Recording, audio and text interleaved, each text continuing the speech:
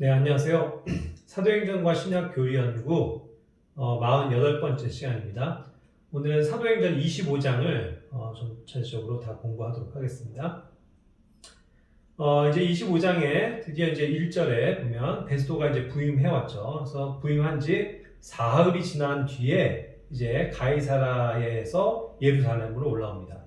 그때도 한번 말씀드린 것처럼 그 유대 지역을 다스리고 있던 그 총독들은 가이사라가 군사적인 또 정치적인 통치의 이제 중심이었습니다. 그래서 이제 가끔씩은 이제 유대 땅도 통치를 하기 때문에 이제 예루살렘으로 올라갔다 오기도 하죠. 그런 장면입니다. 그리고 이제 2절부터 3절까지 보면 그때에 이제 대제사장과 유대인들의 우두머리들이 이제 바울에 대한 그 재고발을 하게 되죠. 그래서 그러한 어떠한 간청과 열망이 이렇게 드러나고 있음을 보게 됩니다. 다음과 같은 요청이었어요. 바울을 예루살렘으로 불러줄 것을 이제 요청을 했고, 그런데 그 이유는 바로 바울을 그렇게 해서 이제 올 때에 그 길에서 죽이려는 그런 음모가 있었던 거죠. 기억하실 겁니다.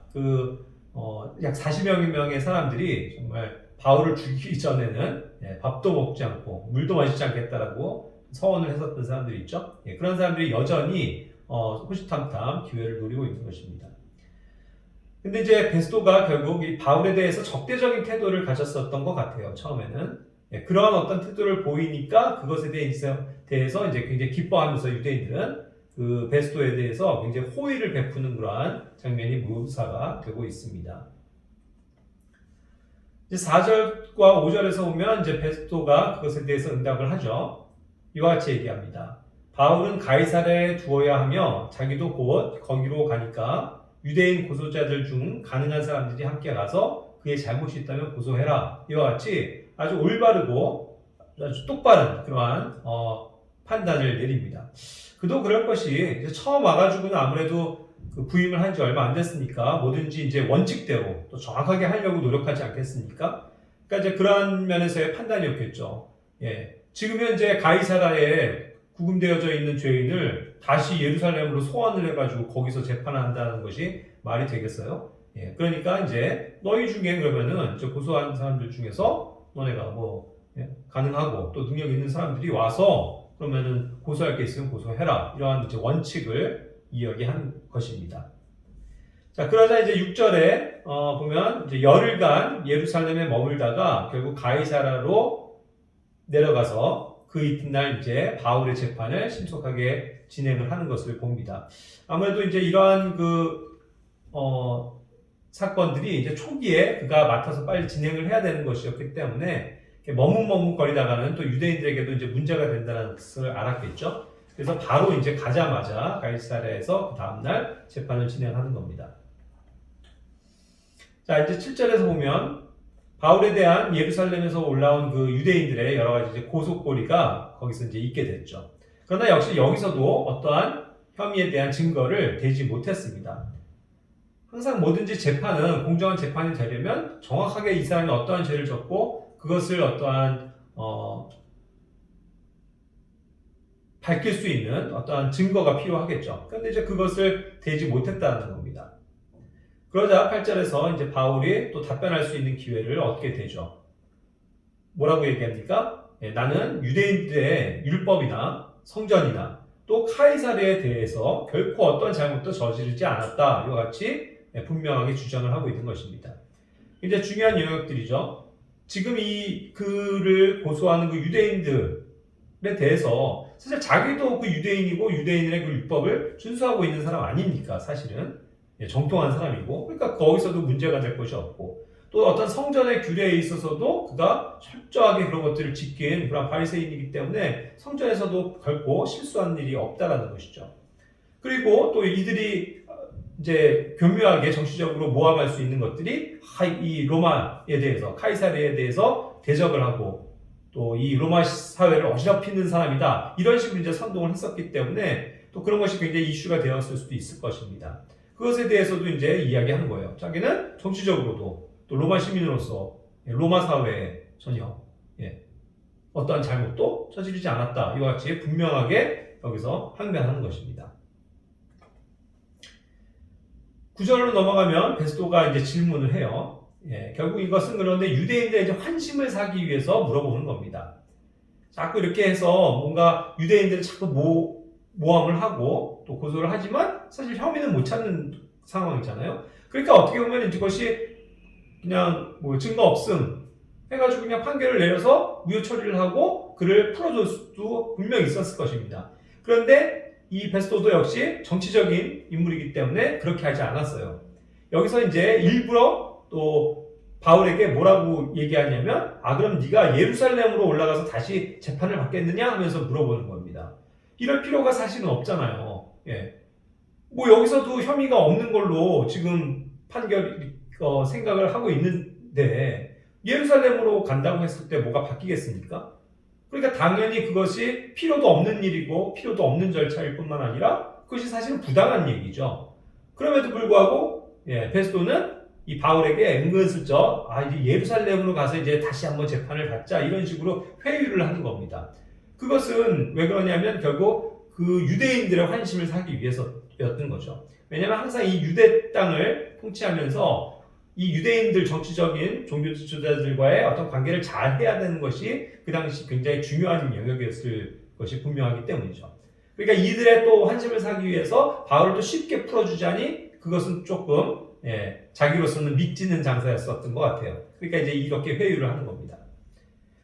그렇게 하자 10절에서는 또 바울이 결국은 이 점에 대해서 반대하고 청원하게 됩니다.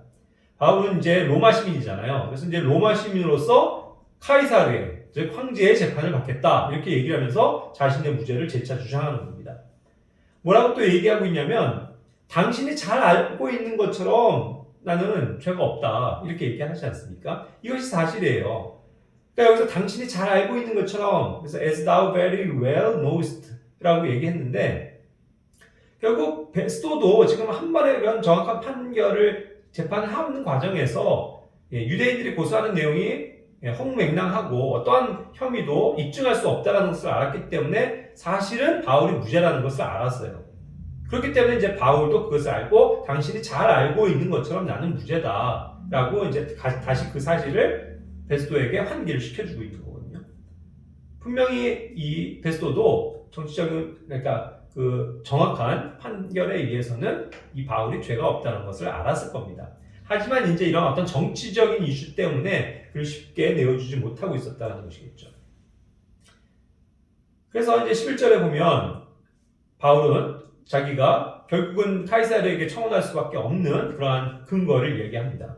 만일 내가 범죄자거나 혹은 정말 죽을 짓을 했다면 내가 죽는 것을 마다하지 않겠다. 죄값을 당당히 치르겠다는 거죠.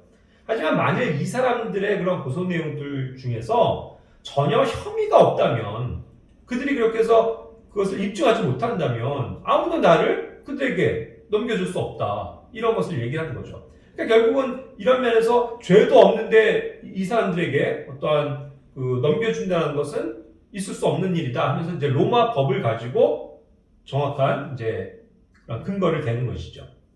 그렇기 때문에 이제 결국은 자꾸 이런 것들이 문제가 되니까 바울은 선택한 것이 아니다. 나는 그럼 카이사르에게 청원을 요청한다라고 이제 그 황제에게 청원하는 그런 이제 제도를 택한 겁니다. 이게 굉장히 이제 일이 확산이 되는 거죠. 어떻게 보면 베스토로서도 어떤 작게 끝날 수 있는 문제가 하나의 죄인을 또 죄인의 그 혐의를 받고 있는 사람을 그 어떤 수많은 군사 권력을 통해서 로마에까지 압송을 하고 정당한 공정한 재판을 받게끔 하고 결국 그것은 자기가 이제 그런 보고서를 써서 황제에게 전달을 해야 되는 내용이 되어버린 거잖아요. 그러니까 굉장히 이것이 신중한 하나의 이제 사건이 되어버린 것입니다. 12절에서 베스토가 이제 어쩔 수 없이 수락을 할 수밖에 없죠. 이 하나의 로마 시민이 정당한 근거에 의해서 카이사르에게 청원을 한다고 하니까. 그러니까 이제 어쩔 수 없이 유대인 공회와는 협의할 수밖에 없는 거죠. 이제 그 유대 정치, 종교 지도자들에게 이제 회의를 하면서, 미안하지만 안 되겠어. 이 사람은 지금 로마 시민으로서 로마 지금 황제에게 청원을 했기 때문에 내 선에서 어떻게 할 수가 없습니다. 이 사람을 뭐 강제로 예루살렘으로 보내거나 할 수 있는 권한이 없습니다. 이런 것들을 이제 회의를 했겠죠. 그렇게 해서 그런 것들을 이제 협의를 하고 바울을 결국 카이사르에게 보내는 것으로 결정을 하는 겁니다. 이것은 정당한 법적 절차에 따라서 되어진 일이죠. 자, 그렇게 해서 이제 13절에 보면 조금 이제 그 다음에 어떠한 사건이 있냐면 그로부터 며칠 뒤에 그 아그리파 왕과 그의 이제 부인인 버니게가 베스도에게 이제 취임 인사를 하기 위한 거죠. 그 목적으로 이제 가이사랴에 온 겁니다. 예. 그 당시 그 총독으로서 부임한 지 얼마 안 돼서 지역에 굉장히 또 높은 통치자들, 유지들과 좋은 관계를 유지해야 되는데 마침 이제 그 헤롯 아그리파 2세입니다. 이게 아그리파가 결국 이제 예전에도 나왔었던 그 별첨 12장의 그 헤롯의 가계도를 참고하시길 바라는데요. 자, 이 헤롯 아그리파 2세는 어떤 사람입니까? 헤롯 왕과의 마지막 왕이었어요. 그리고 당시는 갈릴리 지역의 분봉왕으로 있었던 사람입니다. 그런데 그 아버지만 하더라도 아버지가 누구냐면 헤롯 아그리파 1세거든요. 이때만 해도 굉장히 그가 전성기를 누리고 있어요. 그래서 통치 영역이 많이 이제 확대가 돼가지고 그냥 작은 이렇게 여러 지역의 분봉왕으로서만 존재했었다가 이제 정치적 권력을 얻고서 시리아 전 지역과 또 유대 땅을 전반적으로 다 통치할 수 있는 권한을 부여받았었던 게 그 아버지 헤롯 아그리파 1세거든요. 그러니까 이때에 비하면 또 현저히 지금 그 통치 영역이 축소되어져 있는 것을 알 수 있는 거죠. 왜냐하면 갈릴리 지역만을 이렇게 다스리는 작은 왕이었으니까. 그리고 이제 예루살렘 통치는 이 총독의 통치 영역에 있었습니다. 하지만 그럼에도 불구하고 그 통치 영역이 축소되긴 했지만 베스도의 입장에서는 이 아그리파 2세를 굉장히 잘 친하게 지내면서 또 좋은 관계를 유지해야 되었던 이유는 바로 이 아그리파 2세가 당시 황제인 그 클라우디우스의 로마 황실에서부터 자라난 그런 사람이기 때문이라고 해요. 그러니까 그로부터 큰 신임을 얻고 있었던 사람이기 때문에 아무리 갈릴리 지역의 작은 분봉왕이라 할지라도 당시 지역사회에 미치는 그런 영향력은 정치적인 영향력은 굉장히 컸겠죠. 그러니까 그런 정치 권력자들의 두터운 신임을 얻고 있는 사람이 이 아그리파 2세이기 때문에 베스도도 부임 처음부터는 더 이 사람과 친하게 지낼 필요가 있었던 것입니다. 자, 그런데 어쨌든 그러한 이유에서 이제 아그리파가 이제 가이사라로 그 부임을 축하하기 위해서 온 거예요. 자, 그때 이제 버니게도 왔다고 그랬죠. 근데 이제 버니게 누구냐면 참 굉장히 황당한 그러한 여자입니다. 뭐냐면 이 현재 그 아그리파 2세가의 친동생이에요. 친동생인데 이 아그리파 왕과 동거 중인 상태에 있었습니다. 예. 그래서 이것이 이제 그 별첨에 저희 문서에는 되어져 있는데 제가 옮겨왔습니다. 역사가 요세푸스의 자료에 의하면 이 버니게는 처음에는 그 알렉산더의 아들 마르쿠스라는 사람과 결혼했다고 해요. 그런데 이제 그가 죽자 이번엔 숙부 칼키스라는 사람과 결혼을 했습니다. 그런데 또 그 역시 48년에 사망하자 이 지금 친동생인 아그리파 2세와 동거를 하고 있는 그런 부도덕한 여자로 악명이 높은 겁니다. 그러니까 이제 그 친동생이니까 아그리파 2세의 그 바로 누나가 되겠군요. 자, 그러니까 이제 주변에서도 당연히 소문이 안 좋죠. 근친상간을 한다는 아주 그런 나쁜 소문이 있을 수밖에 없겠죠. 그래서 그것을 피하기 위해서 그 폰토스 지방을 다스리던 폰토스 왕 폴레몬 2세와 결혼을 합니다.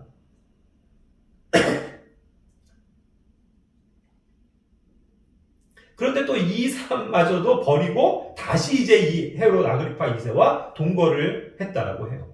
그 와중입니다, 지금. 그 후에는 이제 이 여자는 로마 황제 그 베스파니우스와 그의 아들 티투스에 첩이 돼서 굉장히 여러 사람을 거쳤죠, 그러니까. 굉장히 부도덕한 여인입니다. 로마의 이제 황후가 되고자 노력을 했었다고 해요. 하지만 이제 끝내 그 소망은 이루어지지 않았다고 하죠. 그리고 또 재밌는 것은 뭐냐면 그 앞에 있었던 총독 벨릭스죠. 그 벨릭스가 또 부도덕하게 결혼을 했었던 여자가 나왔죠. 유대 여자. 그게 이제 드루실라였습니다. 그 드루실라가 결국 버니게의 여동생이었다고 해요. 그러니까 이게 굉장히 이렇게 막 이 부도덕한 일가의 모습을 보여줍니다. 그래서 자기의 친동생, 남동생과 동거를 하는 그런 아주 정말 부독덕한 또 뭐 그 여동생도 뭐 이제 부도덕했었고 항상 그러한 이 헤로드 왕가의 정말 사악한 모습을 보여주고 있죠. 어쨌든 그들이에요. 그들이 이제 이 베스도를 보러 온 겁니다. 자, 그래서 이제 14절부터 19절까지 보면 그렇게 해서 이제 좋은 이제 향연도 베풀고 굉장히 화기애애하게 이제 뭐 여러 가지 정치적인 이슈들을 얘기를 했겠죠. 그때 이제 베스도가 그들이 이제 여러 날 있는 동안에 그 바울의 사건을 조목조목 이제 알려주게 된 겁니다. 그것이 또 굉장히 중요한 사건이었고 또 그들에게도 흥미가 될 수 있는 사건이었기 때문에요. 왜냐하면 갈릴리 지역의 왕이었기 때문에 그 유대 땅에서 이루어지는 어떠한 일들을 잘 알고 있지 않겠습니까? 그래서 이제 다음과 같이 요약이 되는 거예요. 자기가 예루살렘에 있을 때 유대인들의 수제사상들과 장로들이 고발해서 대적하는 판결을 요구한 한 사람을 이제 결박해뒀다. 그게 바울이죠. 자기는 고소한 자와 얼굴을 마주보고 자기가 고소당한 범죄에 대해서 자기를 위해 답변할 자유를 갖기도 전에 그 사람을 넘겨주어 죽게 하는 것은 로마 사람들의 관례가 아니라고 응답했다. 하면서 이제 자신의 어떠한 그 치적을 이야기하는 거죠. 그래서 여기 와서 이제 곧바로 재판을 열어 그 사람을 데려왔으나 고소한 자들은 자기가 짐작한 일들에 대한 혐의는 하나도 제시하지 않고 자기들의 미신, 여기서 이제 미신이라고 얘기를 했어요. 결국 이 베스도의 심증을 알 수 있는 거죠. 이 유대인들이 믿는 그 신앙, 그 하나님 여호와라는 그 어떠한 신, 그거를 그냥 미신으로만 여겼었다는 겁니다. 그래서 그들이 얘기하는 그런 미신, 그리고 또 바울이 주장하는 건 뭐예요? 죽었다가 지금 살아있다고 확언하는 그 예수라는 그 사람의 어떤 문제, 그거밖에 없었다는 거죠. 그래서 이제 그러한 문제들을 제기해서 막 대적할 뿐이었기 때문에 어떠한 혐의를 알 수가 없었다라는 것을 이제 설명하는 겁니다. 그래서 20절과 21절에서도 이어지는데 자기는 이 같은 종류의 문제들, 결국 이런 종교적인 문제들이었겠죠. 이런 것에 이제 의문을 품었기 때문에 그래서 이제 좀 더 재판을 진행하려고 했다는 거죠. 근데 사실은 이제 뭐 유대인들의 환심을 사기 위해서 이러한 뭐 조금 더 이걸 끌고 갔을 뿐이지 이것을 빨리빨리 사실 끝내버려야 되는 재판 아니었겠어요. 자, 그래서 이제 그가 예루살렘에 가서 바울이 거기서 이 일들에 대해서 다시 재심을 받고자 하느냐 하고 이제 물어봤지만 바울이 결국 카이사르에게 청원함으로써 그를 카이사르에게 보낼 때까지 그를 이제 지키라고 명령해 둔 상태에 있습니다. 이렇게 이제 얘기를 한 거예요. 자, 그래서 이제 여기에서 그 청원을 바울이 했다는 것은 사실상 당시 이 아우구스투스가 뭐냐면 카이사르 황제의 칭호입니다. 그것에 이제 청문회로 가는 것이었기 때문에 그때까지 이제 미뤄질 수밖에 없었다는 것이죠. 그래서 좀 부연해서 설명하자면 이 아우구스투스라는 것은 원래 이제 그 아우구스투스 실제 예전에 있었던 황제의 명을 따서 이제 온 칭호긴 하지만 이것의 유래는 뭐냐면 BC 27년 가이우스 율리우스 카이사르, 즉 옥타비아누스라는 그 사람이 있었죠. 그가 이제 그 원로원으로부터 존엄자라는 칭호를 얻게 됩니다. 이 존엄자라는 뜻을 가진 게 아우구스투스라고 해요. 이러한 이제 이 칭호를 받게 된 거예요. 그래서 그 이후로는 그 이후의 모든 로마 황제들에게도 이 아우구스투스라는 어떠한 칭호가 붙여지게 됩니다. 아우구스투스, 결국 이제 카이사르, 아우구스투스, 또 뭐 티베리우스, 뭐 이런 식으로 이제 붙게 된다는 것이죠. 그래서 이제 이 시점에 아우구스투스는 누구였냐면 고대 로마 제국의 4대 황제이자 율리우스 클라우디우스 왕조의 네 번째 황제인 그 제2명이 티베리우스 클라우디우스 카이사르 아우구스투스 게르마니쿠스였습니다. 굉장히 길죠? 여기 이제 티베리우스 클라우디우스라는 이제 본명이 있었겠고, 거기에 이제 황제라는 뜻의 카이사르, 그리고 또 존엄자라는 호칭을 또 붙여놓은 아우구스투스, 이런 것이 있었고, 또 이제 뭐 무슨 적인지 모르지만 게르마니쿠스, 이런 것들이 이제 함께 붙어져서 거창한 이름을 가진 이제 황제입니다. 그 황제에게 이제 청원하는 장면을 묘사하고 있는 거예요. 22절로 넘어갑니다. 이 말을 듣고 이제 아그리빠도 굉장히 관심이 생기고 호기심이 생긴 거죠. 이게 굉장히 사실 떠들썩한 사건이라는 걸 아니까요. 또 예수에 대해서도 그는 들어봤을 것이고. 그래서 이제 직접 자기도 바울의 말을 좀 듣게 해달라고 청을 한 거죠. 그랬더니 이제 베스도는 환심을 사기 위해서 그러겠습니다. 다음날 그의 말을 듣게 해주겠습니다 하고 약속을 했죠. 그래서 23절에 보면 이제 이튿날이 되었습니다. 자, 이튿날 돼서 그거 이제 다시 한번 뭐 얘기 듣는 건데 뭐 이렇게 뭐 대단하게 아그리빠와 버니게는 남한테 이제 내세우기를 좋아하는 사람들이었죠. 막 크고 화려한 행렬을 거느리고 일부러 그렇게 해서 막 위풍당당하게 이제 나타났다는 거예요. 그렇게 해서 거기에 이제 수많은 지역에 있는 총대장들 그리고 또 이제 각 도시에 있는 그 주요 인사들 이런 사람들이 함께 청문회장으로 이제 들어오게 됐다는 것입니다. 그렇게 하고서 이제 베스도의 명령으로 바울이 또 끌려 나오는 거죠. 사실은 한 번에 그냥 끝냈어야 되는 간단한 재판이 계속 이렇게 정치적으로 이용이 되고 있는 겁니다. 그러니까 이번엔 또 아그리파 왕에게까지 또 뭔가 한번 들려주게 하려고 또 다시 그냥 재판을 또 한번 열게 되고 또 불필요하게 뭐 이런 걸 하는 과정에 뭐 어떤 뭐 크고 화려한 행렬이 왜 필요합니까? 하지만 또 아그리파 입장에서는 그 지역 사회의 유지들이 다 나타나는 장소니까 또 화려하게 자기의 이제 권위를 내세우기 위해서 막 화려한 행렬을 하고 이제 나타났다는 것이죠. 굉장히 이제 코미디 같은 그런 일들입니다. 그래서 이제 24절, 25절에 보면 베스도가 이제 아그리파 왕과 함께 모인 모든 사람들에게 이제 바울에 대해서 얘기를 하는 겁니다. 그래서 여기 계신 모든 분들이요 하면서 이제 딱 얘기하는 거죠. 이 사람은 이제 유대인들의 온 무리가 더 이상 살려두어서는 안 된다라고 외치면서 예루살렘에서뿐만 아니라 여기에서도 지금 내게 고발한 그 사람입니다. 하지만 이제 자기가 신문에 보니 그가 결국 죽을 짓을 한 적이 없고 또 하지만 이제 그가 청원했기 때문에 그를 이제 아우구스투스에게 황제에게로 이제 보내기로 작정했습니다 하면서 이제 소개를 하고 있는 거예요. 자, 그러면서 이제 26절에 베스도의 이제 아첨 섞인 말이 이제 나옵니다. 자, 이 바울에 관해서는 내 주께 쓸 확실한 사실이 없다 신문을 해보니까. 그랬을 때 이제 여기서 내 주라고 표현한 마이 로드는요 결국 카이사를 지칭하는 겁니다. 왜냐면 그에게 있어서 주는 지금 여기 있는 아그리파 왕이 아니잖아요. 그의 총독의 주는 로마에 있는 황제입니다. 그러니까 그 황제에게 쓸 어떤 이제 기록이 필요한 거죠. 이 사람을 청원을 해서 이제 보내기 때문에. 그런데 이제 그 사실을 신문에도 별만한 쓸만한 단서가 없다는 거예요.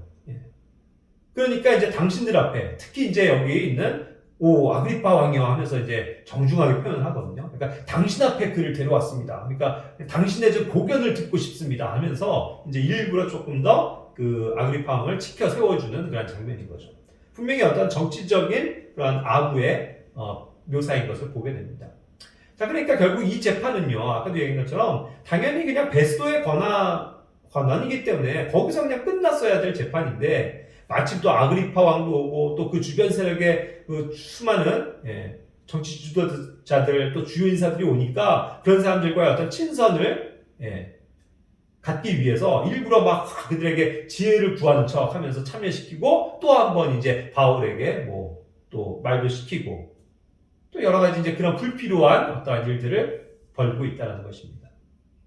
그러나 또 이제 역설적으로는 이런 기회를 통해서도 바울은 자기의 믿음을 고백하고 사람들 앞에서 그런 왕들 앞에서도 통치자들 앞에서도 담대하게 주님의 복음을 전할 수 있는 그런 기회가 된 것이겠죠. 그래서 이제 마지막으로 27절에서는 그렇게 이제 베스도가 다시 한번 이런 것을 여는 이유에 대해서 얘기를 하는 거죠. 왜냐하면 죄수를 보내면서 그에 대한 범죄도 밝히지 않는 것이 합당하지 않은 것으로 보이기 때문이다 라고 하면서 이제는 자기는 이제 이 단서를 못 찾았지만 아그리파 왕이요 하면서 또 그 사람에게 당신이 좀 한번 들어보면서 뭔가 단서가 될 만한 걸 좀 저에게 조언해 주십시오 하는 그런 이제 아첨으로 이런 것들을 이제 풀어가고 있다는 것입니다. 여기까지가 이제 25장의 전체적인 내용인데요. 참 씁쓸한 거죠. 왜냐하면 정말 바울은 정말 주님을 위해서 그 복음을 정직한 방법으로 어떠한 사람들에게도 해가 되지 않고 열심히 그냥 선하게 아름답게 전파하는 사람이었는데 수많은 모함을 당하게 되고 무슨 정치적으로 악용이 돼서 이 사람 저 사람들한테 끌려다니면서 굉장히 순환을 당하고 있지 않습니까? 그렇죠? 하지만 어떤 이런 과정을 통해서도 하나님께서 일하시는 바가 있다는 거예요. 예. 왕 앞에서도 또 황제 앞에서도 예, 담대하게 복음을 증거하게 되는 그런 기회를 얻게 되는 그런 또 놀라운 방법으로 성령님께서는 일하고 계시죠. 어쨌든 여기까지가 이제 25장의 내용이었고요. 다음번에는 이제 26장, 26, 27, 28, 예, 이제 3장이 남았네요. 또 올해 안에 이 목표하기를는 이제 끝냈으면 좋겠는데, 예, 다음 주에 보도록 하겠습니다. 감사합니다.